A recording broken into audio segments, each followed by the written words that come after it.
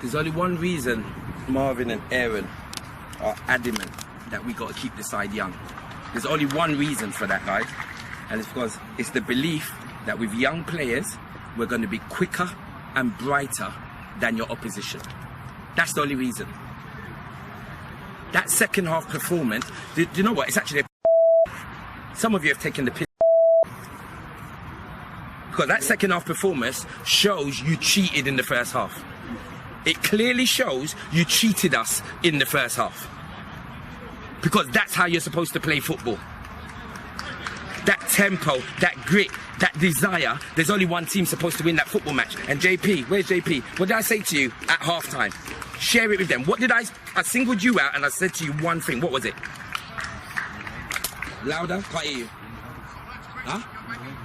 I still can't hear you. No. What did I say to you there? If we don't do what would we do in this game? If we don't concede again, if the defenders do what they're meant to do, we win this game. That goal there, that second goal there is what's killed us. The second one. A cheap ball into the middle of our box and he's got a free header in there. How is that even possible? How is that even possible? Chances. How many chances have you created there? How many chances did you create in the first half? You've got to, the first thing I said to you in the change room, respect your opposition. You came out here and played, like, it's been something that's been worrying us, Aaron, hasn't it? The tempo of our play. It's been worrying us.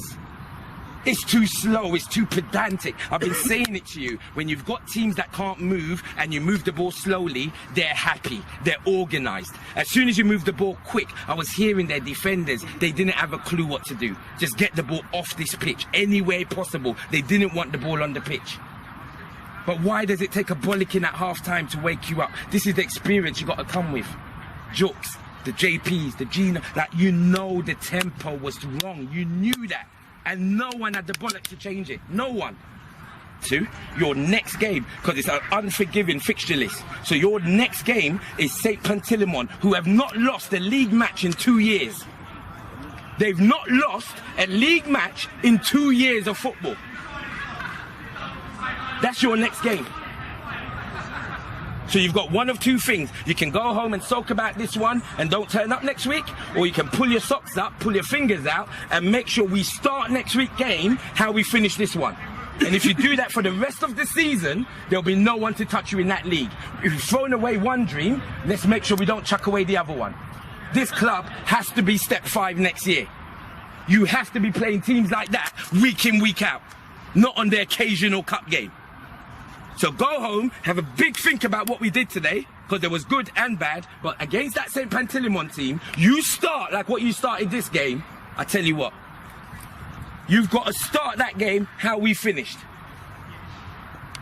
Is that clear, guys? We've got to start, because that's your next game of football. And I want to repeat it one more time. They've not lost a league game in 2 years. That's the challenge that's going to face you in your next game.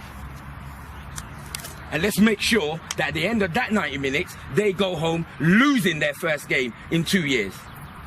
That's me.